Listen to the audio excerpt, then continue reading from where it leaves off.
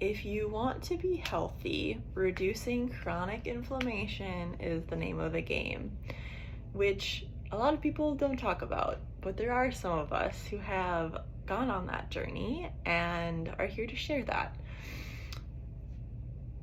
I can only talk about my journey specifically. I will say the book A Mind of Your Own by Kelly Brogan completely changed my life. I highly recommend it all the time. And then there's also a book called The Inflamed Mind, which is kind of on the same path. Kelly's kind of more focuses on women's health, so I found that The Inflamed Mind can also be men's health, if you will. But again, for me, so what is inflammation? The inflammatory response is here to help your body heal. The example that I hear a lot is when you're bleeding and your blood clots. That's acute inflammation. If your blood didn't clot, you would bleed out and die. You would lose all your blood. So acute inflammation is good in that sense, right? It's like, okay, something's going on. We got to stop this so we can protect the body and not have all the blood leak out, okay? But what's happening in modern life with lots of toxins and chemicals and processed food and emotional stress is that the inflammatory response is turning on, and it's turning on chronically, so it's not ever turning off. So that clot and finishing clotting is never turning off, and people are in a constant state of stress. So why the name of the game is understanding chronic inflammation and bringing down those inflammatory markers, that inflammatory response, is because if you don't, chronic inflammation turns to more intense health symptoms like a heart attack, like cancer, like I don't know, name a long-term kind of issue that someone faces. That's chronic inflammation at work. So how do you lower chronic inflammation over time? Well, first off, my experience with it, like I said, so, growing up, I had a lot of stomach aches, so that was really chronic. If someone has a chronic skin condition like eczema, psoriasis, acne, again, I'm trying to think, like, if I looked all these up, right, I could give examples, but PCOS, like, quote, autoimmune conditions, right? That's all chronic inflammation.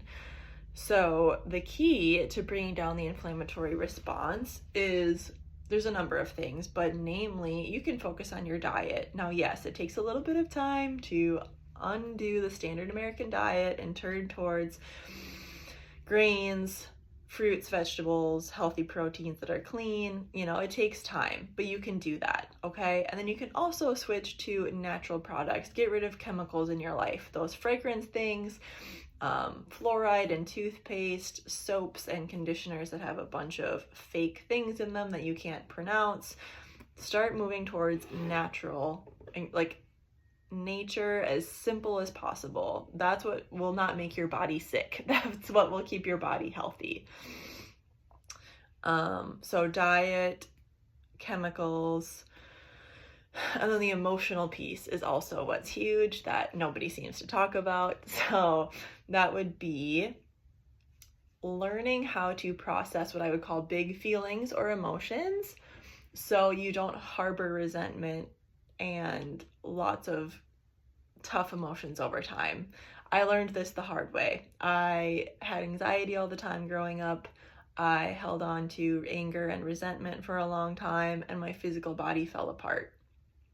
So if you hold on to anxiety and stress and anger and pain and, I don't love the term negative, but there's light negative emotions, then your cells remember and hold all of that emotional energy.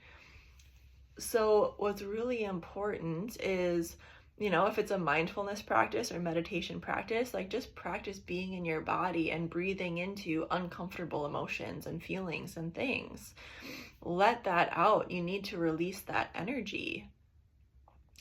Or if you are, very physical, like, yes, yoga, tai chi, going for runs, like moving that, clenched up energy into a physical expression and releasing it is huge. But that's why I'm also a proponent of Reiki and emotional freedom technique. self EMDR, that energy work can kind of get to meridians in the body too and tell your body like, hey, we don't have to hold on to this anymore. But if you do want to be healthy long term, like people are always like, there's not a cure for cancer, there's not a cure for whatever. Well, the cure is actually the prevention.